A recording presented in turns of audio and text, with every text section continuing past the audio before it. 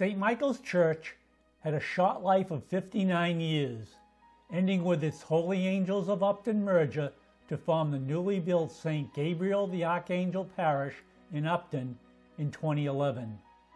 Yes, St. Michael's was short-lived, but its impact on many families was enormous.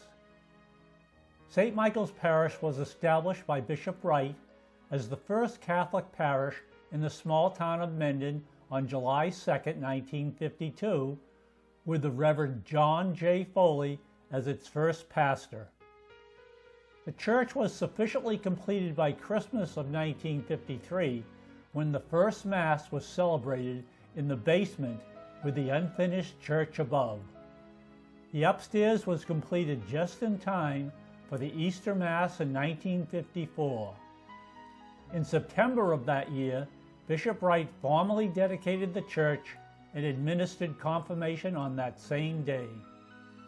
Father Foley was succeeded in March of 1957 by Father Edward Sheehan, who remained as pastor for 10 years when he was followed by Father Gregoire Rattay in 1967. Father Rattay was then followed by Father Carl Donaga, who led St. Michael's for the next 12 years until January of 1981, when Father John G. became pastor. Under Father G., the church, the rectory, and the parish hall were completely renovated. The annual fall harvest was begun in 1953 and remained a fine symbol of parish cooperation every year thereafter. In June of 1990, Father Thomas Mahoney became St. Michael's sixth and final pastor. His 21-year pastorate was the longest for this small town parish.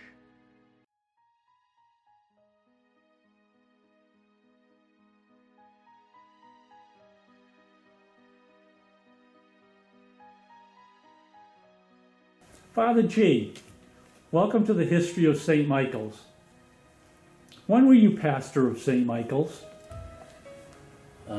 Seems like such a long time ago. Let me see, I came here in 1990, I guess, huh? So I was at St. Michael's in 1980 to 1990, was it? I think 10 years, yeah. 10 years, it was 10. Yeah, yeah. It's ancient history, either way, you know. It is. When you left St. Michael's, where did you go? I came here to North American Martyrs Parish in Auburn, and I've been here for 23 years now. 23 years? Mm-hmm. They must like you here because you've lasted so long. They're stuck with me. They can't get rid of me, you know. With you.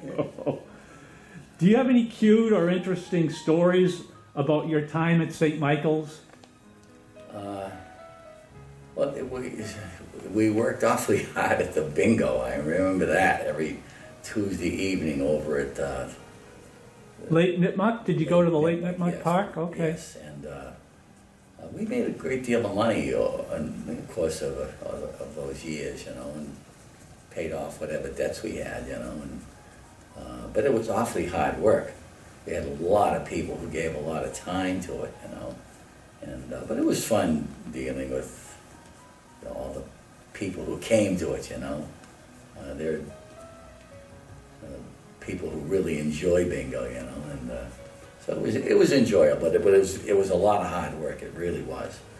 You know? Yeah, and you were involved with renovating St. Michael's, weren't you? Yes, we renovated it, and it's the way church looks now is pretty much the way it wound up after we renovated it, you know. Mm-hmm. And I was very happy to see that the windows that we had were new for us are now in your new church, which was very nice and very thoughtful, you know. Do you remember any episode? I heard bingo was a big time experience. Like the eighth sacrament, you know. And it paid a lot of bills. It really did, you know. But it was hard work. Hard work, you know, I think my clothes still have the smell of stale smoke on them. From, yeah. shows you how old my clothes are, you know. I remember stories from parishioners that knew you, and they said, well, Father G had an interesting way of setting us up for assignments. Like if we're going to make some pies for this or that, you could make a pie. How about 2? How about 10? An interesting. It's a difficult reputation to get rid of, you know. Yeah. Now, St. Michael's and Holy Angels merged to form St. Gabriel's in 2011. It's turning out to be a wonderful parish. What would you think about that? I think that was inspired by the Holy Spirit. I really do. It was a marvelous change. You know, it brought together 2 communities that have been together in their school system and in athletics for years and years. You know, why not bring them together for their faith? Yeah. I think it's a great idea, and I was pleased to be at the celebration and the dedication of the new church, and it's a lovely church. Yeah. A lovely church, and you know, it's going to get the best of 2 worlds there. You know? Yeah. But it was delightful, and I'm very, very happy that they made this decision, and I'm sure the people are too. Yes. Yes. And it's not far geographically. It's not far for any one of the people to go to, and I think it's an ideal situation. Yeah.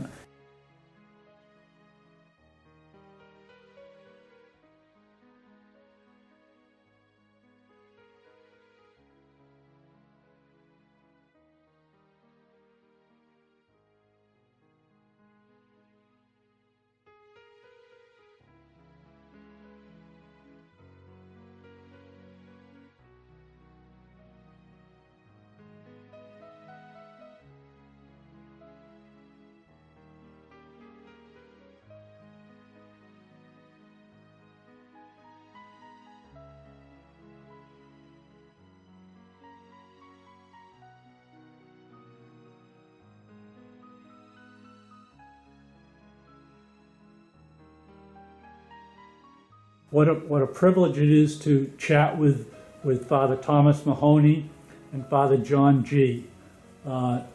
Could you share some thoughts about the St. Michael's experience to the parishioners? Oh, it was a great experience to go to St. Michael's. In fact, when I heard Father G was going to be leaving there, I asked to go there. So I wanted to. Good. I wanted to go to that parish because I knew nice. It had a good reputation. Well, it's nice to go to a place that you want to go to, Right. rather than have to go to a place you really would prefer not to. Yes. Prefer not to, you know. And I had to fight with Bishop Harrington. Did you? Not fight with him, but do Persuade a them. little deceptive maneuvering. A little dancing Yes. around. The Yeah. 45 you put on the 45 you put on the desk didn't hurt either, you know. Yeah. So that's how I got it. And you managed to stay at St. Mike's 21 years, Father Mahoney? 23 years, right? And Father at North American Martyrs, now it's running in what? 23. 23 years again. So longevity, experience, there's tons of experience here between the both of you, you know? Well, it's probably more they don't know what to do with us. You know? Exactly. Exactly. We got him someplace. We might as well leave him there. Yeah. And then now we've blended St. Mike's into St. Gabriel's, into a wonderful parish, and Father Mahoney, you're at that parish now, and who knows how many years you'll be helping out there, right? Well, yeah, I hope to have a few more years there. Yeah. And Father G, you're at North American Martyrs, and so you've got numerous years left here, right? Before they... Yeah, it depends on what years God gives you. Yeah. You're looking wonderful, very healthy. I'm not planning to retire. Uh-huh. I'm going to continue here to confuse things in the parish as long as I can, you know. And I've been very fortunate to be here, like I was fortunate to be at St. Michael's. You know. Very good. Thank you very much, both of you. Appreciate it. You're welcome. Thank you, John.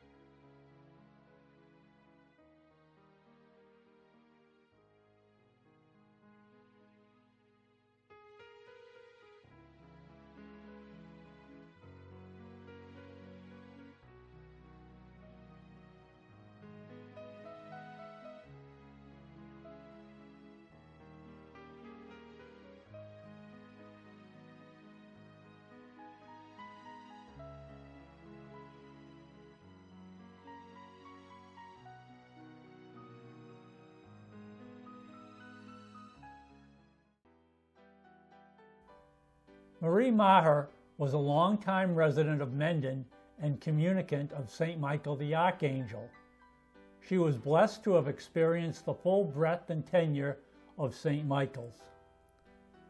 In March of 2011, we were privileged to sit with Marie and discuss her recollections of St. Michael's. From 1951 through 1953, Marie had worked in Washington, D.C. Marie's mother, Florence, was an RN at the time and lived in Hopedale. Marie said, I quote, "Mom was a convert to Catholicism and Dad came from a suburb of Dublin, Ireland." Marie's recollections of Father Foley were that he was very, very religious, a caring, sincere, and personable priest. He made it a point to remember everybody's name. She considered him a beautiful human being. He was tall, handsome, and very pleasant. She thought there were about 200 families in the parish at the time. It was pre-Vatican II, with masses said in Latin. Marie's dad died in March of 1956, and Father Foley came rushing over. She lived just down North Avenue. He came over to administer last rites. She said that he was a saint. She was so grateful. His homilies always hit home, and they always made an impact.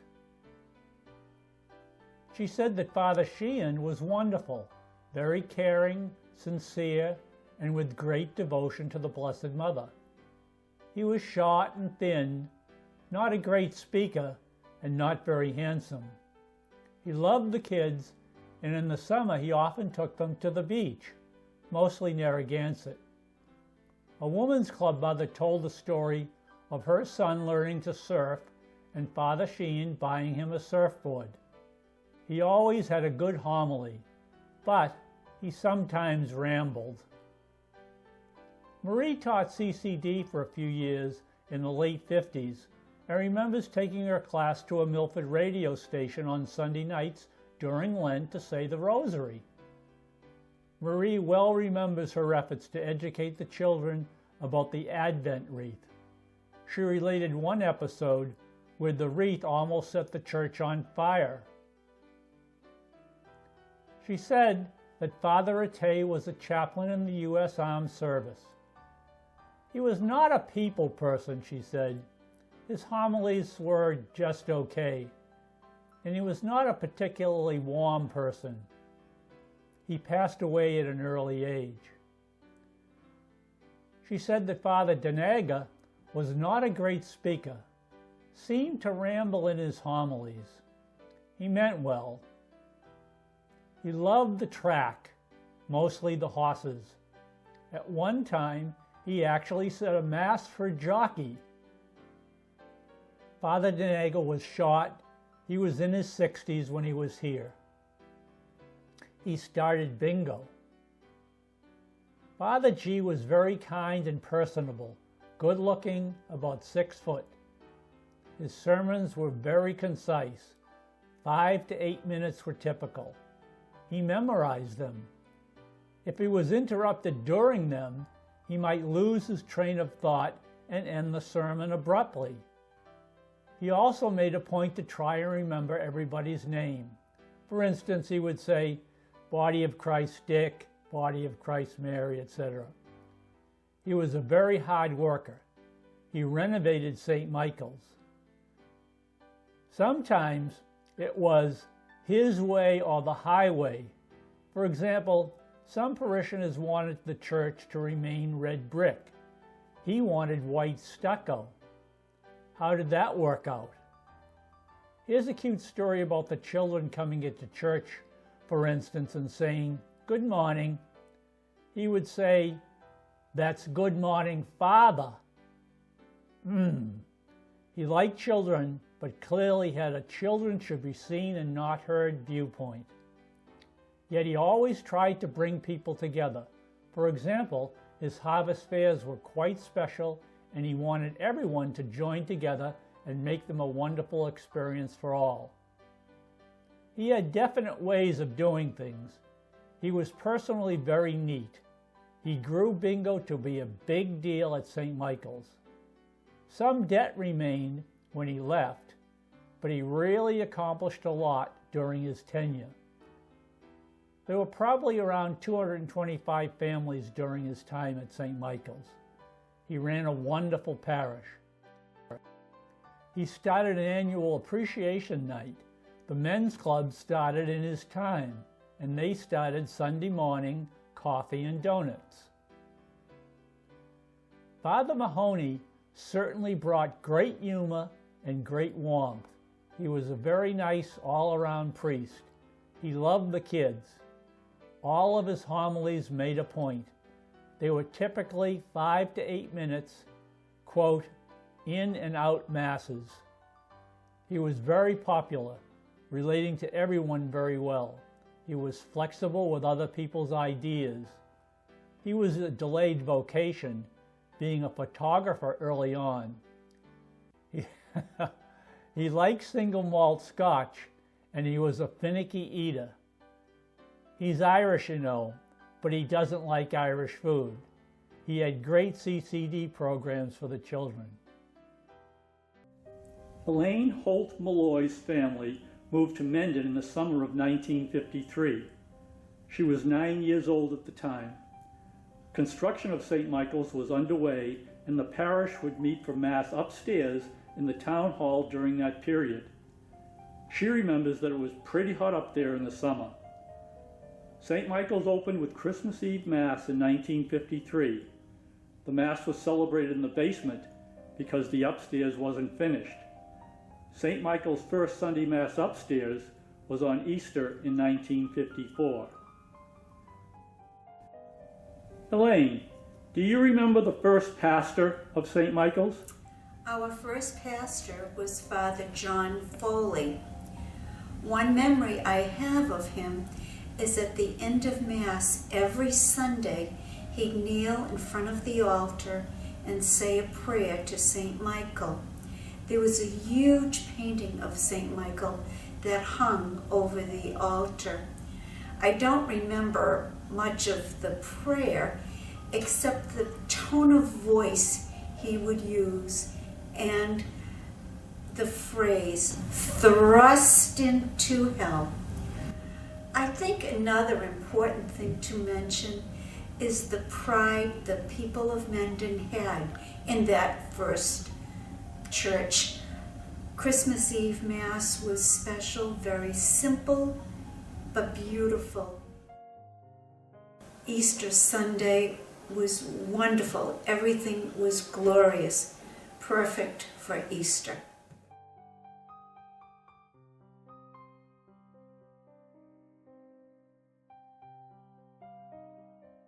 From the time I was in the 8th grade, through high school, college, and my first year of teaching, I counted the money on Sunday mornings. I remember one time Father Sheehan let me take home the accounting book because they were very, very far behind in recording these sittings.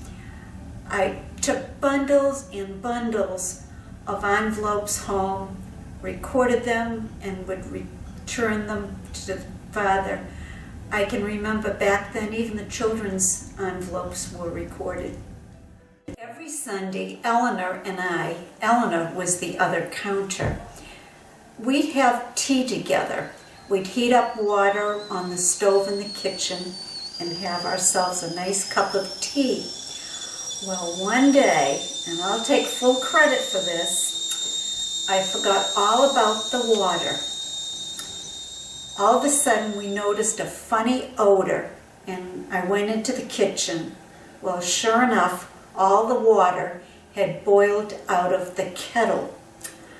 I turned the stove off, had to pry the kettle off the burner, and in doing so, pulled up all the coils of the burner. I was petrified to tell Father about it, but when he came in, I confessed. He didn't get mad at all. He was great and just said, well, we'll just get it fixed. One year, April's Fool's Day fell on a Sunday. I thought, let's play a joke on Father. So I wrote a note. Dear Father, I misplaced the sittings. I'm busy right now, but I'll come back later to look for them. When Father came in, I said to him, Father, Jerry left this envelope for you. Jerry Kempton was one of the boys who passed the basket at Mass. Father read the note, had a conniption, and ranted and raved. I then said to him, well, you know, Father, Jerry left another note. Maybe this will explain it. When Father opened the second envelope, it just said, April Fool's Day. Father got quite a kick out of that. I remember Father Shan had a housekeeper too. I don't remember her name, but she was a little tiny thing and would give me cooking tips. The one I remember most was her tip for spreading mayonnaise. She said the secret was to add a little milk to it. She'd even do this when the bishop came for lunch or something, and no one ever noticed. Catechism was held in an old dilapidated garage behind the rectory. Grades 1 through 6 would all meet in one room there. Yet no one seemed to mind, and there was no commotion. Everyone behaved. We'd walk up there in a line from what was later named the Clough School. At that time, both elementary grades and Mendon High School were in the same building. I remember Joan Donato, a junior at St. Mary's, was my teacher.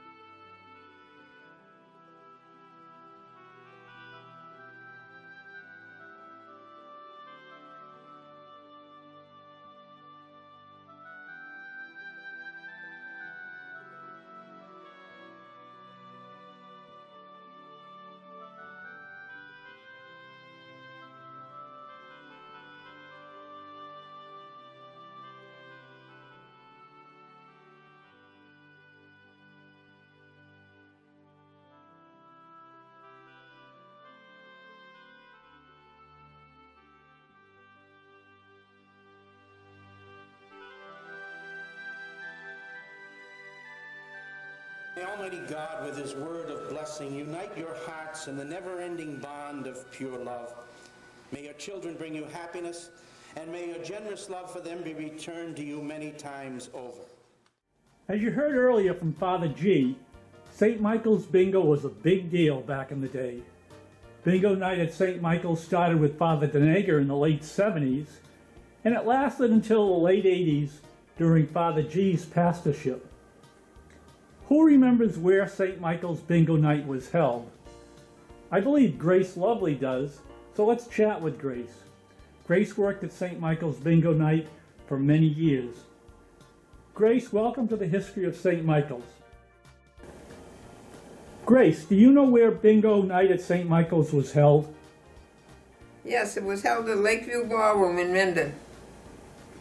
In the 70s or the 80s or what? Yeah, well, that's where it all started. That's where it all originated. Yeah.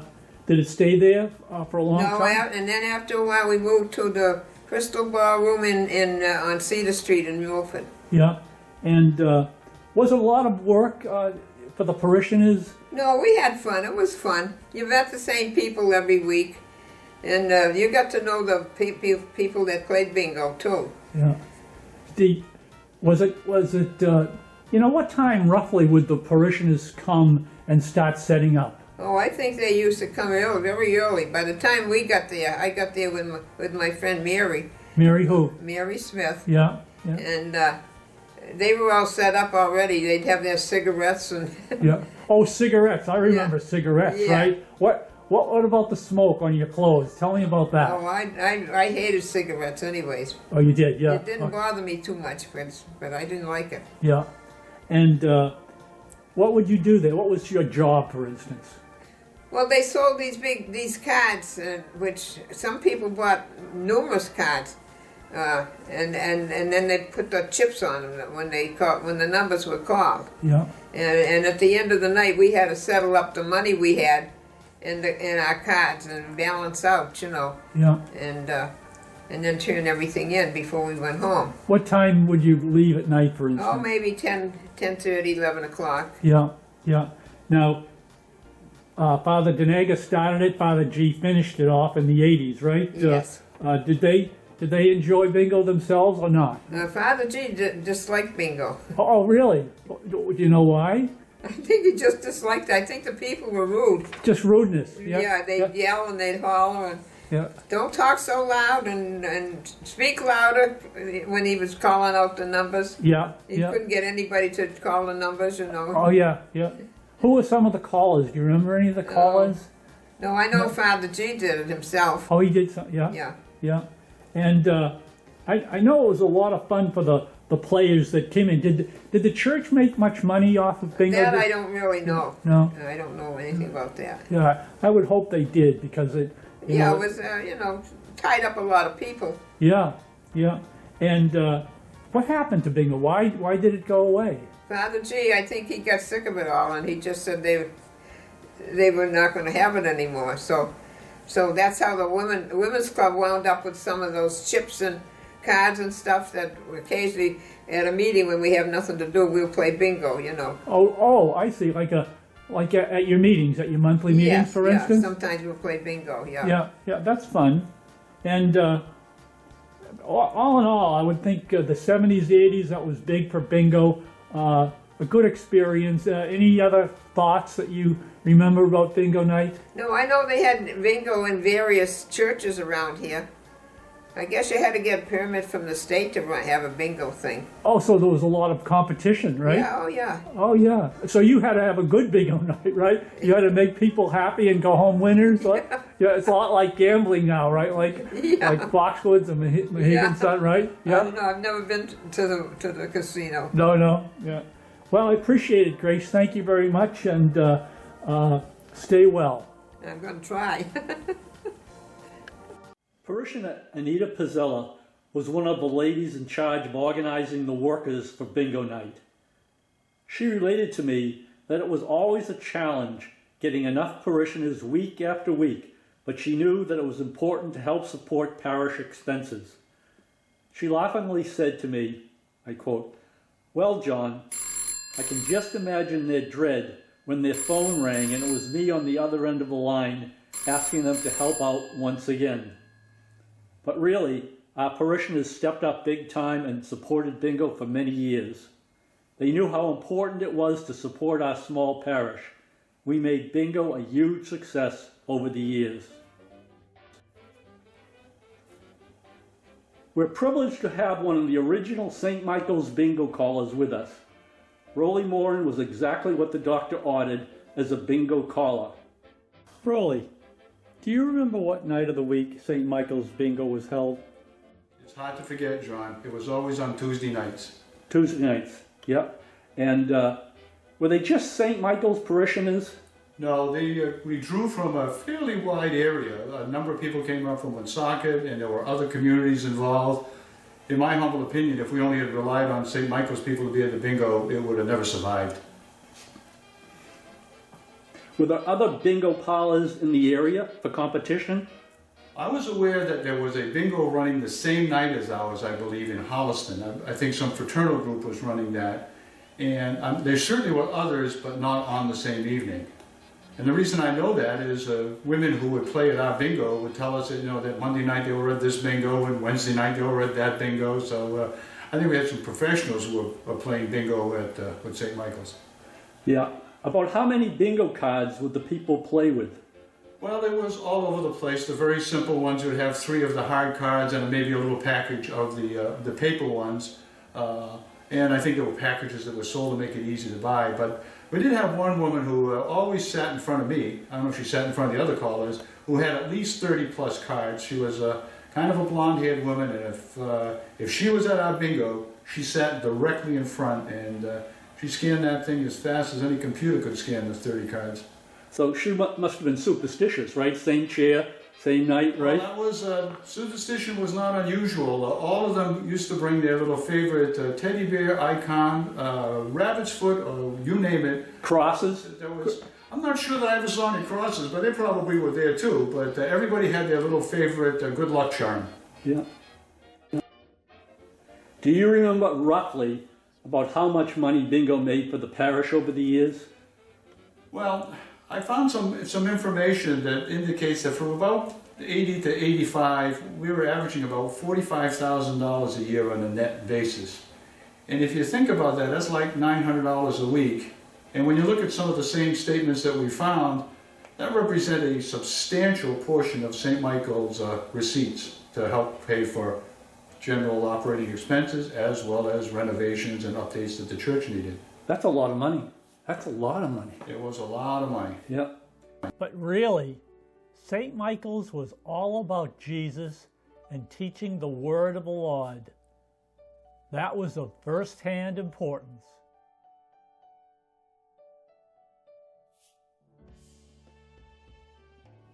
Do you remember much about teaching catechism?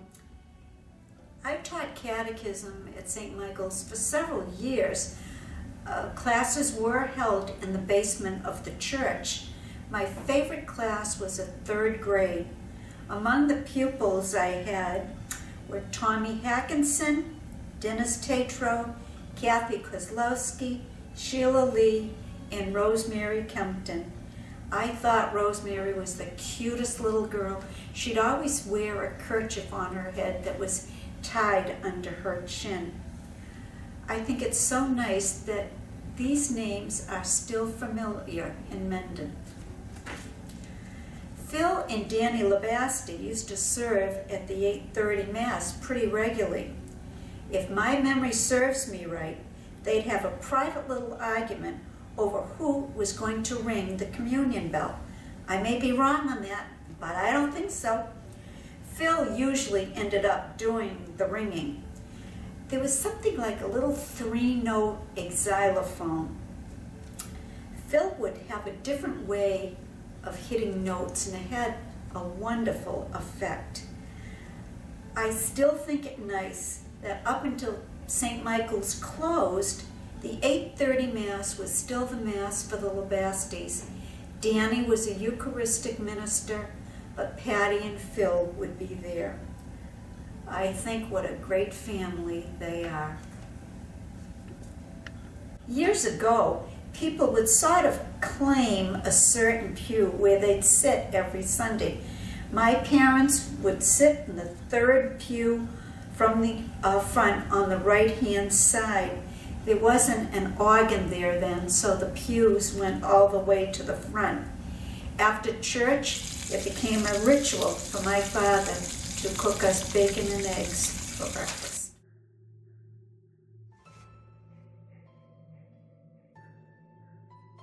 One year, the Catholic Women's Club had a Halloween party. My mother went as a clown. It had belonged to her brother, so God knows how old it was, but she wore it and wore a mask as well. She was so prim and proper that no one could imagine that she was the clown. One time, St. Michael's Catholic Women's Club had a cake decorating demonstration. It was a large cake decorated like an American flag. Since my mother was the president, she got to take the cake home. St. Mary's in Milford had won the basketball championship that year, so my mother let me take it to school for the team to have. Sister Rose Concepta, the principal, was very impressed and let me serve it to the team. I had a slice with them. It was a great memory. Mendon was truly a utopian town in which to grow up, and St. Michael's was a large part of that for me. I was very fortunate to be there.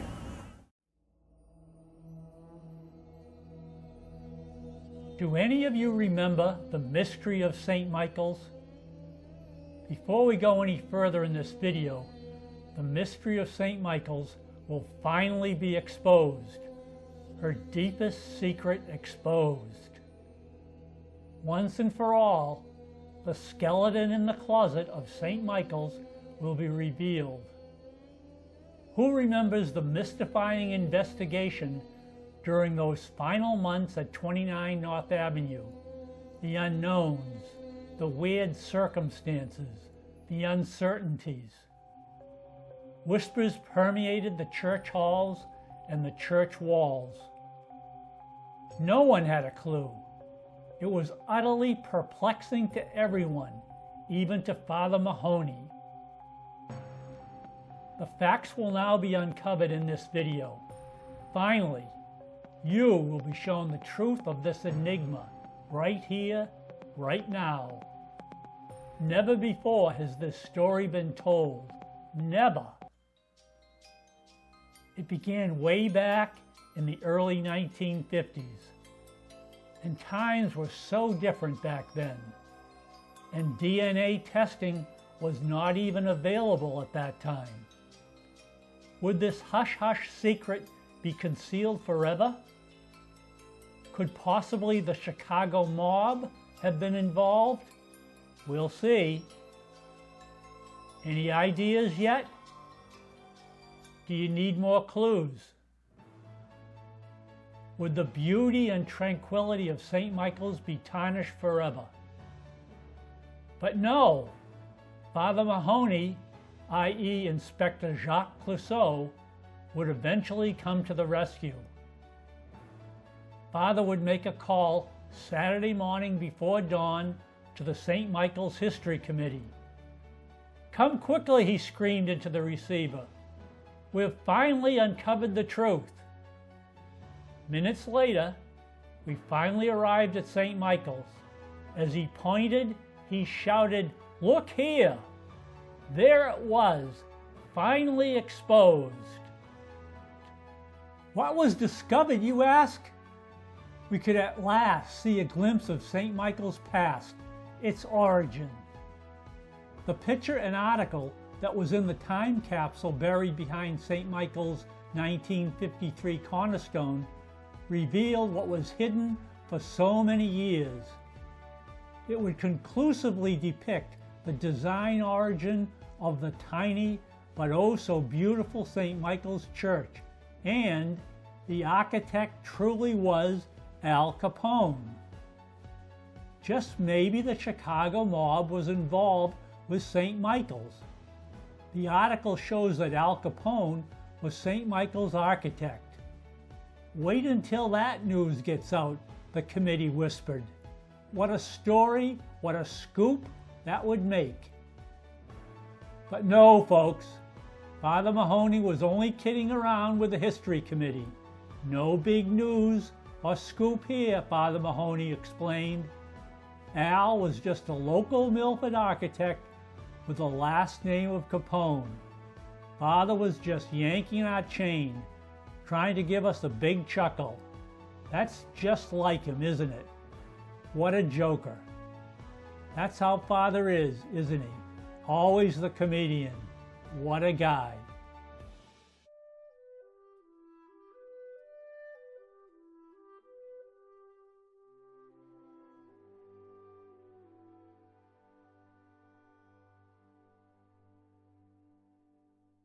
Here is Father Mahoney once again to close out the St. Michael's portion of our presentation.